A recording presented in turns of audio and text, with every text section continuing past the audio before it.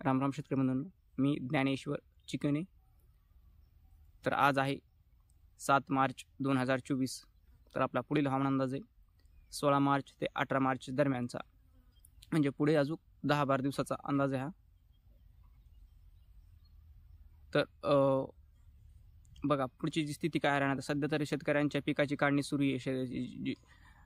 पिके म्हणजे ज्वारी, हरभरा, गहू या पिकाची बऱ्याच ठिकाणी काढणी झालेली पण आहे व उर्वरित जी काढणी सुरू आहे ती आपल्याला 7 दिवसामध्ये आपल्याला वातावरण कोरडे राहणार आहे. म्हणजे 15 तारखेपर्यंत वातावरण कोरडे, सूर्यप्रकाशित आहे.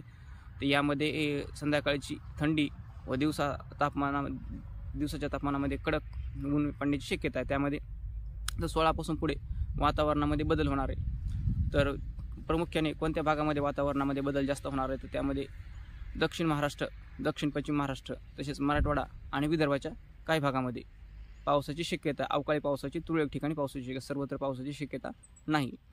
तर पुढील जिल्हे असे आहेत की त्या जिल्ह्यामध्ये पावसाची शक्यता आहे. सांगली, सातारा, कोल्हापूर, पंढरपूर, सोलापूर, बार्शी म्हणजे जिल्हा भाग ह्या भागामध्ये जे नावं सांगितले आहेत त्याच्यामध्ये 40-50 किलोमीटर आसपासच्या एरियामध्ये पावसाची शक्यता आहे. धाराशिव, लातूरला सुद्धा पावसाची शक्यता आहे. लातूर, धाराशिव आणि पंढरपूर, बार्शी, कुर्डवाडी, बीड ह्या भागामध्ये थोडी जास्त ढगाळ वातावरण दिसून येईल व तुरळक ठिकाणी अवकाळी स्वरूपाचा, वादळी स्वरूपाचा पाऊस पडण्याची शक्यता आहे 16 ते 17 दरम्यान.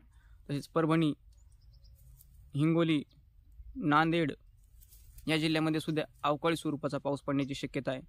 तसेच बुलढाणा इकडे थोडी कमी राहण्याची शक्यता आहे, पण त्यापासून बुलढाणा जिल्ह्यापासून थोडी खाली मात्र अवकाळी पाऊस शक्यता आहे. बुलढाणा, अकोला, अमरावती, वाशिम, भंडारा, गोंदिया, चंद्रपूर, यवतमाळ आणि नांदेड ह्या जिल्ह्यामध्ये सुद्धा अवकाळी स्वरूपाचा पाऊस पडण्याची शक्यता आहे. तर शेतकऱ्यांनी हे थोडी पिकाचे नियोजन करणं आवश्यक आहे.